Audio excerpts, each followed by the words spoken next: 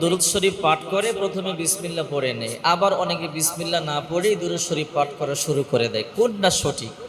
দুরূদ শরীফ পাঠের শুরুতে বিসমিল্লাহ পড়া যাবে কি, নাকি দুরূদ শরীফ পাঠের শুরুতে বিসমিল্লাহ পড়া যাবে না? কোনটা সহি? অনেকে সারা জনমভর বিসমিল্লাহ ব্যতীতই দুরূদ শরীফ পাঠ করতেছে, আবার অনেকে সারা জনমভর বিসমিল্লাহ পড়ে দুরূদ শরীফ পাঠ করতেছে। আপনি শুনলে আশ্চর্য হবেন। এর আগে শুনুন দুরূদ শরীফ কাকে বলে।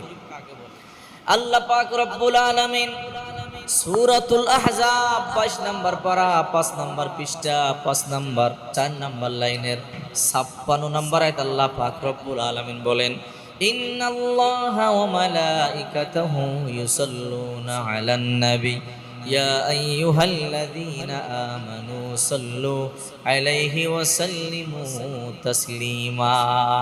সূরা আহজাবের 56 নম্বর আয়াতে আল্লাহ পাক রব্বুল আলামিন বলেন, নিশ্চয়ই আমি আল্লাহ বিশ্বনবী মুহাম্মদ সাল্লাল্লাহু আলাইহি ওয়াসাল্লামের উপরে দুরূদ পাঠ করি, ফেরেশতারাও দুরূদ প্রেরণ করেন, আল্লাহ পাক রব্বুল আলামিন নিজেও দুরূদ প্রেরণ করেন।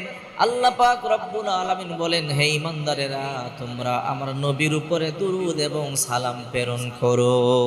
ইয়া আইয়ুহাল্লাযীনা আমানু সাল্লু আলাইহি ওয়া সাল্লিমু তাসলিমা। অনেকেই এই দুরূদ শরীফ রাসূলকে মহব্বত করে দুরূদ শরীফ পাঠ করে, কিন্তু বিসমিল্লাহ পড়ে না। আবার অনেকেই বিসমিল্লাহ পাঠ করে দুরূদ শরীফ পাঠ করে। কোনটা সহি? আমি সেই জবাবটা দেওয়ার আগে আরেকটা ছোট্ট হাদিস আপনাদেরকে বলতে চাই।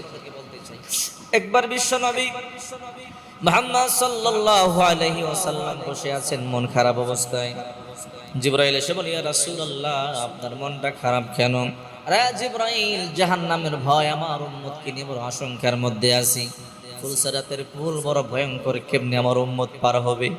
জিবরাইল বলে, ইয়া রাসূলুল্লাহ, আপনি টেনশন করবেন না, যদি আপনার উম্মত আমল কম করে, ওগো নবীজি আপনি টেনশন করবেন না, আমি ওয়াদা দিলাম যদি আপনার উম্মতেরা বেশি বেশি দুরূদ শরীফ পাঠ করে, আমি জিবরাইল ফুলসিরাতের এপার থেকে ওপারে বিজলির মতো তাদেরকে পার করে দেব। মিকাইল এসে বলে, ইয়া রাসূলুল্লাহ, আপনি টেনশন করবেন না, জিবরাইল আপনার উম্মতদেরকে ফুলসিরাতের পুল বিজলির মতো পার করে দেবে, আর আমি আপনার উম্মতদেরকে হাউজে কাউসারের পানি পান করায় দিব। ওগো নবীজি, যে হাউজে কাউসারের পানি পান করলে জান্নাতে ঢোকার আগ পর্যন্ত পানি পিপাসা লাগবে না, আমি আপনার উম্মতদেরকে জান্নাতের ওই যে হাউজে কাউসারের পানি পান করায় দিব। দুরূদ শরীফের অনেক ফজিলত। আল্লাহর হাবিব সাল্লাল্লাহু আলাইহি ওয়াসাল্লাম খুশি হয়ে গেলেন। বিশ্বনবী মুহাম্মদ সাল্লাল্লাহু আলাইহি ওয়াসাল্লাম বলেন, মান সাল্লা আলাইয়া ওয়াহিদান সাল্লাল্লাহু আলাইহি আশারা, যে ব্যক্তি আমার উপরে একবার দুরূদ শরীফ পাঠ করবে, আল্লাহ পাক রব্বুল আলামিন তার উপরে 10 বার 10টি রহমত নাজিল করবে। এবার আসুন, এই যে দুরূদ শরীফ পাঠ করবেন, দৈনিক কতবার পাঠ করবেন, আর দুরূদ শরীফ পাঠের পূর্বে বিসমিল্লাহ পাঠ করা যাবে কি, সেই বিষয়টাকে ক্লিয়ার হয়ে নেই।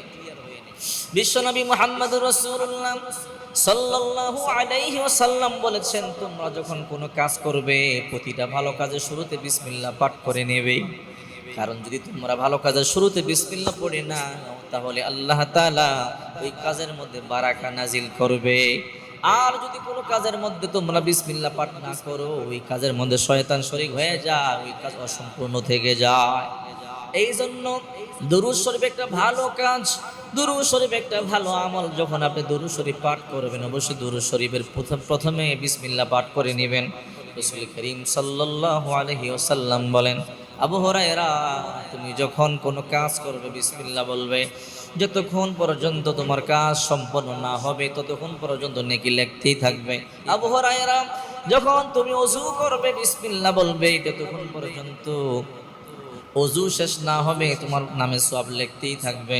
আবু হুরায়রা, যখন তুমি যানবাহনে সাওয়ার হবে বিসমিল্লাহ বলবে, যতক্ষণ পর্যন্ত আবু হুরায়রা তোমার যানবাহন চলবে ততক্ষণ পর্যন্ত সওয়াব লিখতেই থাকবে। এই জন্য প্রতিটা ভালো কাজের শুরুতে বিসমিল্লাহ বলাটা হলো সুন্নাত। দুরূদ শরীফের শুরুতে বিসমিল্লাহ বলবেন, প্রতিটা ভালো কাজের শুরুতে বিসমিল্লাহ বলবেন। এটা বিশ্বনবী মুহাম্মদ সাল্লাল্লাহু আলাইহি ওয়াসাল্লামের সুন্নাহ পদ্ধতি।